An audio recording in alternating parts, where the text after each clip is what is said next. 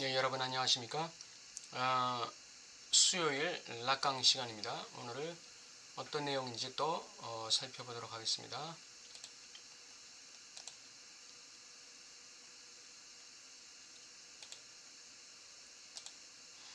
예, 오늘은 사디안의 강박과 안티고네의 순결함 이러한 주제로 내용을 살펴보겠습니다. 엄격한 무신론적 사고는 창조론적 관점 외에는 다른 관점을 채택하지 않습니다. 이 무신론적 사고라는 건 이제 사디안의 사고를 얘기하는데 이것이 창조론적 관점을 끌어들여서 자신의 이론을 전개했다 이렇게 보는 것입니다. 락강은 더욱이 사드에게서 발견되는 근본적인 환상보다 사드의 사상이 그 한계에 놓여 있음을 더 잘 보여주는 것은 없습니다. 사드에게서 발견되는 근본적인 환상 이게 뭡니까? 사드에서 발견되는 근본적인 환상 이것이 바로 사드의 환상, 사드적 환상인데 이것은 자신의 주체의 쾌락을 위해서 대상을 마음껏 이용하라는 것이죠. 그래서 내 쾌락을 극대화하라는 거예요. 극대화. 쾌락의 극대화.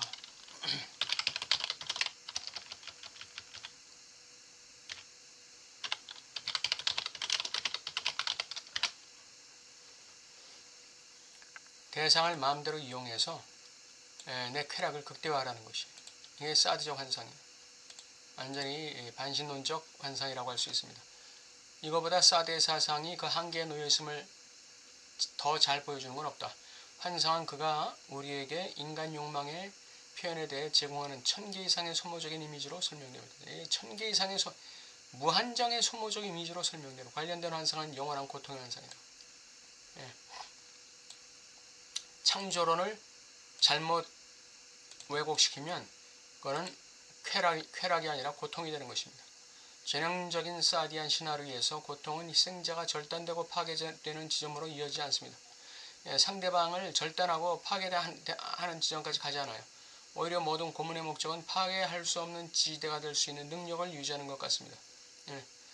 상대방을 고문하는 목적은 상대방을 파괴하기 위한 것이 아니라 나의 쾌락을 위한 지지대, 파괴될 수 없는 지지대로 상대방을 유지하는 능력, 이것이 고문의 목적이죠.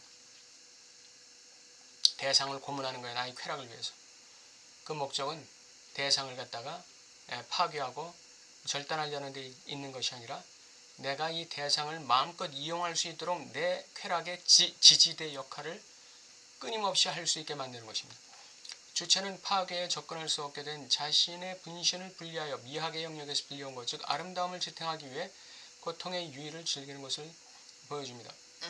고통의 유희와 아름다움의 현상 사이의 결합은 거기서 발견되는데 이것은 마치 어떤 금기에 의해 막히는 것처럼 여겨집니다. 사디안의 환상은 뭐냐? 고통의 쾌락, 고통의 쾌락, 영원한 고통의 환상. 이 영원한 고통의 환상 속에서 느끼는 그 유희, 그것을 아름다움과 연결시키고 있어요. 이건 부정적인 아름다움을 얘기하는 것이죠. 그런데 그것은 어떤 금기에 의해 막히는 것처럼 여겨집니다. 이걸 사회가 용인하지 않죠.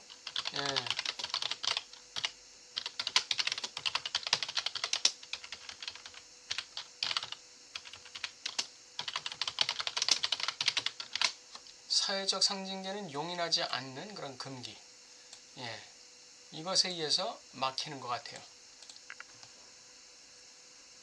사드에 그래서 우리는 그 사실을 보지 못하는 것이 너무나 명백합니다. 어떤 금기에 의해서 이 사드적인 환상이 극단으로 가는 것 같지만 뭔가 방해를 받는 것이죠. 희생자들은 온갖 아름다움으로 치장되어 있고 아름다움의 가장 훌륭한 꽃인 우아함으로 치장되어 있습니다. 사디안들의 그 환상을 쫓는 행위, 이것은 아주 아름다움으로 우아하게 치장되어 있어요. 여기 사디안들은 숨겨진 것, 대상의 일을 찾아야 한다고 말하고 있고 이것이 사디안의 강박입니다. 락강이 사드를 자꾸 이렇게 끌어들이는 이유가 뭐죠? 안티고네에서 그것은 바로 대상의 일을 강박적으로 찾고자 하는 욕망이죠. 칸트는 우리에게 지식에서 작용하는 형식들은 대상 자체가 포함되지 않더라도 아름다움의 현상에 관심이 있다고 말합니다. 칸트적 아름다움은 대상을 배제한 상태의 아름다움이에요. 여기서 말하는 대상이라는 건 사물이죠. das Ding, the thing, das Ding. 사물을 배제한 상태에서 선한 것. 이게 이제 칸트적인 아름다움이에요. 예. 근데 사디안의 환상에서는 그 대상은 그 자체로 한계의 깊이에 지나지 않는 고통의 형태를 지원하는 힘에 지나지 않습니다. 고통은 존재하는 것이 그것이 출현한 공허로 돌아갈 수 없음을 확인하는 정지 상태로 생각됩니다. 원초적 공허, 원초적 존재적 공허로 돌아갈 수 없다는 것. 이것이 인간의 진정한 고통입니다. 그러니까 사디안이 궁극적으로 추구하는 그 대상의 A라는 건 뭐예요? 그거는 공허죠. 공허.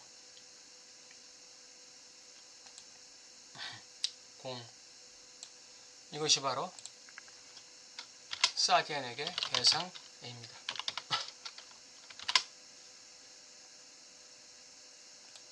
그러니까 이건 뭐죠? 이건 부정적 의미의 죽음 충동이죠. 예.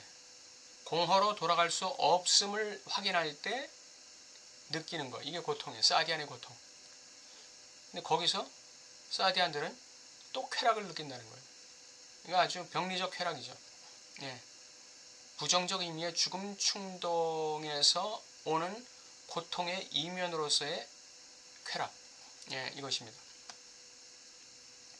여기서 우리는 기독교가 아닌 다른 신들의 자리에 세운 한계, 우리 욕망의 모든 실타래를 끌어당기는 모범적인 이미지의 형태를 취하는 한계, 십자가형의 이미지에 직면하게 됩니다.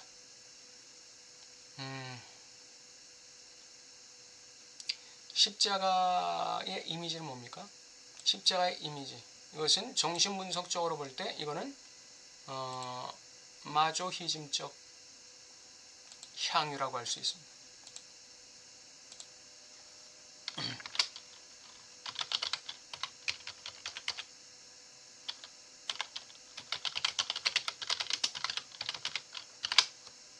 예, 왜 그렇습니까? 이 십자가가 의미하는 것은 누가 예수님에게 십자가에 못 박혀달라고 요구했습니까? 십자가에 매달려달라고 요구했습니까? 그렇지 않죠. 예. 예수님께서 자원해서 십자가에 올라가신 것이죠. 그러니까 이 십자가형의 이미지라는 것은 마조히즘적 고통을 얘기하는 거예요. 마조히즘적 고통, 마조히즘적 죽음 충동. 근데 이것은 부정적인 죽음 충동일까요? 그렇지 않죠. 예. 신의 인류를 향한 그 사랑의 그 현전으로서의 고통이죠. 죽음 충동의 고통이죠. 이거는 극치의 긍정적인 의미의 죽음 충동의 이미지, 고통의 이미지예요. 그게 십자가형의 이미지예요. 여기에 직면하게 되는 거예요. 근데 이것이 극도의 부정적 의미의 마조히즘으로 왜곡되어 버린 게 사디즘의 환상이죠. 최종적인 아름다움의 기표 혹은 이미지로서의 십자가 관련된 것은 우리가 사디즘의 신격화라 부를 수 있는 무언가가 있다는 것입니다. 그리고 그것은 이 영역에 남아있는 모든 것, 즉 존재가 고통의 상태에 남아있는 한계의 신성화를 의미합니다. 그렇지 않으면 그것은 모든 개념의 결격화, 무화를 나타내는 개념을 통해서만 신격화할 수 있습니다. 무화를 통한 신격화. 이것이 사디안이 추구하는 욕망의 신격화입니다. 엑스 니힐로의 개념입니다. 예. 그러니까 이 십자가형의 이미지, 이것은 십자가에서 이 신의 아들이 인간의 모든 죄와 저주를 갖다 다 무화시킨 거예요. 무화시키는. 예. 이 무화를 통해서 결국은 그 십자가에 달리신 신의 아들 예수 그리스도가 이 메시아로서 신격화된 것이죠. 신격화가 아니라 신으로서 원래부터 신이었지만 인정받은 것이죠. 예. 이걸 갖다가 그대로 형식적으로 끌어당겨서 이 사드는 어떻게 했느냐? 바로 자기를 부정적 의미의 그 죽음 충동을 통한 고통과 쾌락, 이걸 통해서 자기 자신을 신격화시키려고 한 거예요. 예, 이 신격화하려고 한 거예요. 신격화. 이게 사디안의 욕망이에요. 이 사드의 욕망. 이게 신격화, 이게 사드의 욕망.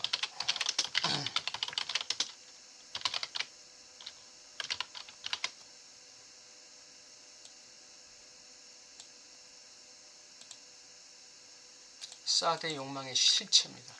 이거 얼마나 사탄적입니까 이게? 예수 그리스도의 십자가의 이미지와 아주 형식적으로 딱 유비되는 그런 환상을 갖다가 실현함으로써 말하자면 자기 자신을 신격화시키려고 했던 이 사람이 바로 사드라는 인간입니다. 엑스니힐로 무로부터의 개념이에요. 이거 신의 창조에서 나오는 개념이거든요. 엑스니힐로, 크레아티오 엑스니힐로. 이걸 그대로 사드가 지금 갖다 놓은 거예요. 그래서 상징 체계를, 모든 상징 체계를, 자연 체계를 다 무화시키겠다 이거죠. 다 혼돈스럽게 만들겠다 이거죠. 거기서부터 자신의 쾌락의 구조를 다시 세우겠다 이거죠. 예. 사람에 대한 기독교의 영향력은 집단의 수준에서 발생하기 때문에 성도는 욕망에 대한 접근의 관리자를 할 수 있습니다. 기독교 신성의 중심 이미지, 십자가 죽음의 이미지는 중요한 결과를 가져오는 인간의 욕망에 대한 다른 모든 이미지를 흡수합니다.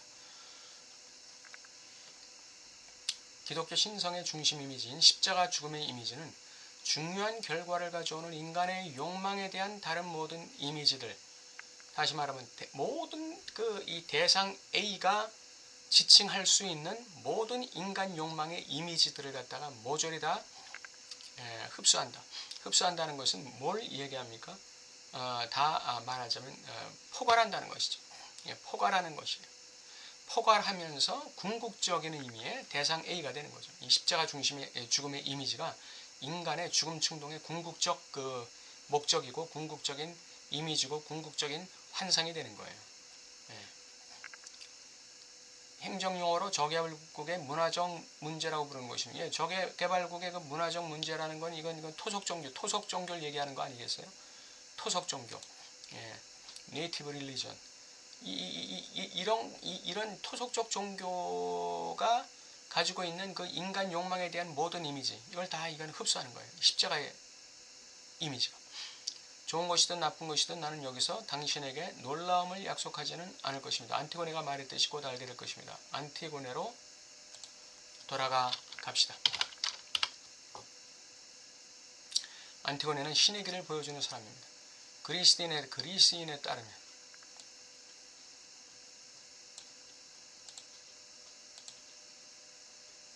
안티고네는 신의 길을 보여주는 사람이다. 그리스도인에 따르면 그녀는 미움보다는 사랑을 위해 만들어진 존재입니다. 선으로 몇 가지 언급하고 싶습니다. 그리고 나는 안티고네의 전체 드라마의 중심에 있는 용어 20번 반복되고 텍스트 짧음을 감안할 때 40번 반복되는 것처럼 들리는 용어를 언급하면서 바로 요점에 도달할 것입니다.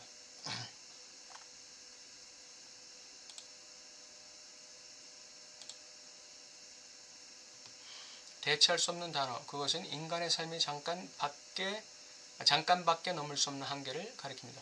코러스의 텍스트는 중요하고 끈질깁니다. 액토스 아타스, 이 아테 너머에 짧은 시간만 보낼 수 있으며 안티고네가 가고 싶어하는 것입니다. 보에스 바소 히베르덴, 안티고네가 자기의 존재가 위치하고 있어야 되는 그 지점이죠. 이 아테 너머. 그것은 전혀 감동적인 작은 여행이 아닙니다. 감상주의적인 게 아니에요. 그녀가 도달한 지점에 대한 안티고네 자신의 입 증언에서 우리는 배웁니다.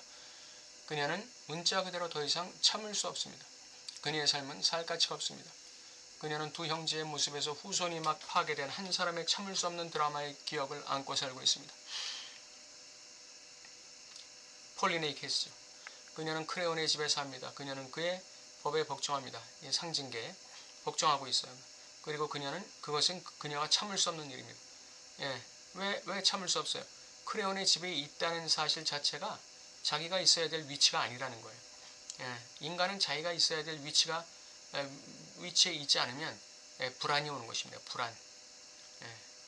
불안, 존재적 불안이 오는 것이죠. 그녀는 자신이 싫어하는 사람과 함께 사는 것을 견딜 수 없다고 스스로에게 말합니다. 그녀는 결혼하지 않았습니다. 그녀는 이스메네와의 대화에서 처음부터 확인된 해결책을 설명하는 방식으로 그녀를 짓누릅니다. 이 대화는 가혹합니다. 이스메네가 말하기를 상황을 악화시키지 맙시다 라고 안티고네에게 조언하죠. 그런데 안티고네는 이렇게 응수합니다. 다시는 말하지 마세요. 당신이 원하더라도 나는 당신과 아무 관련이 없어요. 너는 네 일이나 제대로 해라 이거죠. 너 있을 곳이나 제대로 있어 이 얘기죠. 여기서 증오 엔머티라는 말은 그녀가 죽은 오빠를 다시 찾았을 때 다른 삶에서 무엇을 찾을 것인지와 관련되어 사용됩니다. 예. 나중에 나는 미움보다 사랑으로 만들어졌다고 할 때 이 엔머티라는 단어로 소개합니다. 그러니까 죽은 오빠를 향한 사랑, 그리고 그 죽은 오빠를 향한 사랑을 가로막는 것에 대한 미움, 이렇게 짝을 이루는 것이죠. 사건이 진행되는 동안 그녀의 여동생이 그녀와 운명을 함께하겠다고 돌아왔을 때 이스메네가 금지된 행위를 저질렀음에도 불구하고 안티고네는 의식적으로 계산된 잔인함으로 그녀를 거부합니다. 당신이 그렇게 사랑하는 클레온에게 돌아가세요. 예. 이스메네가 함께하겠다고 왔는데도 불구하고 안티고네는 그 자리가 이스메네가 있을 자리가 아니라는 걸 알죠. 예, 자기가 가야 될 자리가. 그것은 자기에게 부여된 존재적 자리라는 것을 안티고네는 너무나 명확하게 알고 있는 거예요. 인간은 자기가 있어야 될 위치가 어딘가를 명확하게 알아야 돼요. 예. 100가지 1000가지 위대한 일을 하는 것보다도 자기가 있어야 될 위치를 지키는 것이 훨씬 더 훌륭한 것입니다. 거기서 한 가지 일을 하더라도 이것이 안티고네의 수수께끼가 우리에게 제시된 방식입니다. 그녀는 비인간적입니다. 안티고네의 수수께끼가 우리에게 제시된 방식. 폴리네이케스와 함께 있고자 하는 그 안티고네의 열정과 그 신념의 그 순수함이죠. 그것이 비인간적이라는 거예요. 왜? 그건 현실 원칙을 넘어가기 때문에, 인간의 쾌락 원칙도 넘어가기 때문에 비인간적이라는 거예요. 상징대를 넘어선다는 의미에서 안티고네의 수수께끼는 우리에게 비인간적으로 다가오는 것이죠. 그러나 우리는 그녀를 괴물의 수준에 두어서는 안 됩니다. 그것은 우리의 관점에서 무엇을 의미할까요?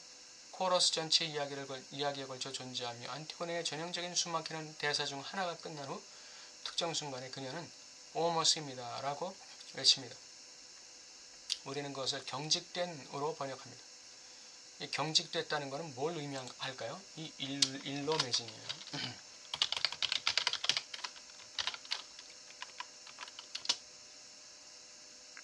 경직됐다는 것은 아주 강박적으로 일로 매진하는 것을 의미하는 것입니다. 안티고네가 자신의 대상을 향해서 일로 매진하는 것이죠. 다른 건 볼 것도 없어요. 그래서 순수한 거예요. 순결한 것이죠.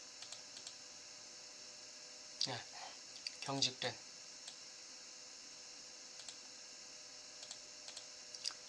말 그대로 문명화되지 않은, 가공되지 않은 것을 의미합니다. 이것이 코러스의 관점입니다. 안티고네가 인간의 한계를 넘어선다면 그것은 우리에게 무엇을 의미합니까? 그녀의 욕망이 아테의 저편을 향하고 있지 않다면 그것은 무엇을 의미할까요?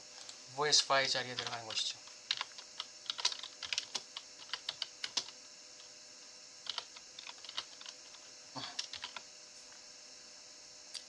보에스파의 자리에 들어가는 것입니다. 이것이 우리에게 안티고네의 욕망이 우리에게 그 시사하는 것이죠. 두 죽음 사이.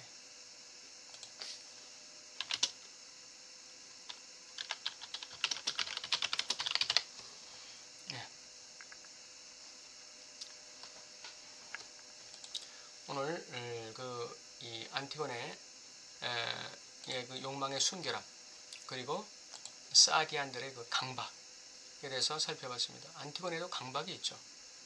안티고네도 이 긍정적 의미의 그 죽음 충동의 강박이 있는 거예요. 두 죽음 사이에 들어가고자 하는, 그것이 바로 락강이 말하는 아름다움이고 그것이 카타르시스라는 것이죠. 오늘 여기까지 하겠습니다. 감사합니다.